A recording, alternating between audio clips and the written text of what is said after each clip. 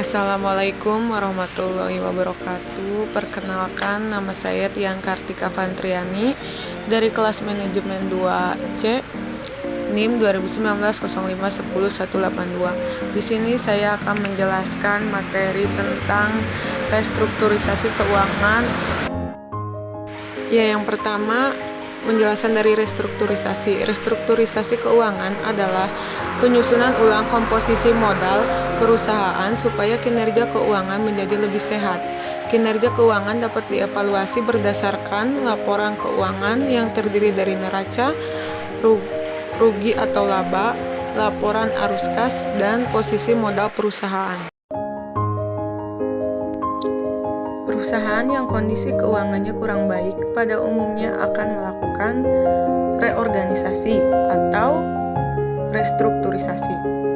Di dalam restrukturisasi terdapat beberapa istilah, di antaranya yang pertama ada restrukturisasi yuridis. Maksudnya yaitu perubahan bentuk badan usaha dari perusahaan perseorangan menjadi perseroan terbatas, atau dari BUMN menjadi kepemilikan swasta. Yang kedua, ada restrukturisasi intern, yaitu perubahan struktur organisasi. Misalnya, dari banyak divisi menjadi sedikit divisi. Tujuannya yaitu menghemat biaya organisasi. Semakin banyak divisi, maka semakin tinggi pula biayanya. Yang terakhir, ada restrukturisasi keuangan. Restrukturisasi keuangan yaitu perubahan struktur modal dan struktur harta karena perusahaan dalam kondisi cenderung bangkrut atau cenderung keuangannya tidak sehat. Mengapa restrukturisasi keuangan diadakan di dalam suatu perusahaan? Tentunya itu karena kondisi keuangan yang tidak stabil. Restrukturisasi keuangan dilakukan oleh perusahaan karena yang pertama mengalami kesulitan likuiditas dan menderita kerugian yang membahayakan kelangsungan hidup perusahaan. Kesulitan likuiditas disebabkan karena perusahaan mengalami kerugian dan manajer keuangan kurang tepat mengalokasikan dana. Sedangkan kerugian disebabkan karena yang pertama kurang mengelola pasar sehingga kalah dalam persaingan. Yang kedua, manajemen kurang mampu mengelola biaya sehingga biaya operasi tidak efisien. Yang terakhir, manajer produksi kurang mampu mengelola proses produksi sehingga kualitas produk rendah.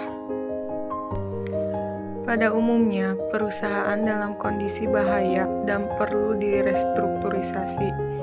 Jika besar kerugiannya, kira-kira 50% dari modal sendiri. Kegiatan itu harus diatasi dengan mengadakan penataan kembali harta dan sumber pembiayaan.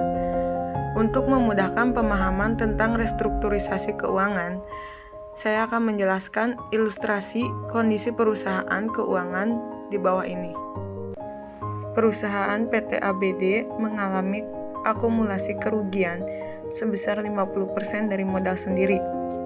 Likuiditas perusahaan mulai terganggu. Buruh mulai terlambat menerima upah setiap akhir minggu, dan karyawan pun terlambat menerima gaji. Keadaan yang demikian mengakibatkan keresahan di dalam perusahaan. Di luar perusahaan, pemasok mengeluh karena tagihannya sulit dicairkan, dan cicilan utang dan bunga bank terlambat dibayar. Keadaan yang demikian, pemilik dan manajemen puncak mengadakan restrukturisasi keuangan agar perusahaan sehat kembali. Data keuangan perusahaan PT ABD adalah sebagai berikut. Di situ ada neraca PT ABD sebelum restrukturisasi. Kerugian atau laba ditahan sebesar Rp2.500. Itu adalah berdasarkan nilai buku atau nilai akuntansi. Belum tentu menggambarkan keadaan yang sesungguhnya. Agar perusahaan sehat kembali, maka diadakan restrukturisasi keuangan. Sebelumnya harus diadakan penilaian kembali atas harta sebagai berikut.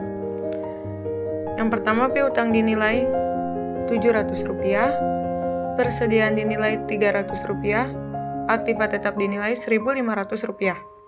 Setelah diadakan penilaian atas harta, maka kerugian perusahaan bertambah menjadi Rp3.500, yaitu dari penurunan harta sebesar Rp1.000 ditambah akumulasi kerugian sebesar Rp2.500. Berikut disajikan neraca setelah diadakan revaluasi harta. Neraca PT ABD sebelum reevaluasi sebagai berikut. Untuk menyehatkan keuangan perusahaan, maka manajemen memutuskan yang pertama, seluruh kerugian menjadi beban pemegang saham atau ditanggung pemegang saham dan dibentuk cadangan perluasan 20%. Setelah manajemen memutuskan kebijakan keuangan, maka dapat dihitung modal baru perusahaan sebagai berikut. X sama dengan 5.000 min 3.500 dikurangi 0,20X. 0,20 itu didapatkan dari 20%. 1,20X sama dengan Rp1.500. X-nya yaitu Rp1.250. Itu adalah modal baru. Cadangannya 0,20 atau 20% dikali Rp1.250, yaitu Rp250. Neraca atau laporan posisi keuangan perusahaan sesudah restrukturisasi dapat disajikan sebagai berikut. Ya, keterangan neraca dari PT ABD sesudah restrukturisasi yaitu modal saham berkurang. Yang tadinya Rp5.000 dikurangi Rp1.250 menjadi Rp3.750. Berkurangnya modal saham sebesar Rp3.750 itu digunakan untuk yang pertama menutup kerugian sebesar Rp3.500 dan membentuk cadangan sebesar Rp250. Setelah restrukturisasi, perusahaan dapat sehat kembali jika diikuti yang pertama, kesadaran seluruh karyawan untuk meningkatkan pendapatan dan menghemat biaya. Yang kedua, kesadaran manajer dalam menetapkan visi yang jelas dan misi yang bertanggung jawab. Visi yang jelas yakni perusahaan ingin menjadi apa, artinya ingin menjadi pemimpin harga atau ingin menjadi yang terbesar atau ingin produknya berkualitas paling unggul. Sedangkan misi yang bertanggung jawab yakni seluruh karyawan dan manajemen harus mampu menciptakan laba secara terus-menerus dari waktu ke waktu dan mendistribusikannya secara adil kepada pemilik perusahaan, manajemen, dan karyawan. Yang ketiga, perusahaan harus peka kepada setiap perubahan lingkungan eksternal maupun internal.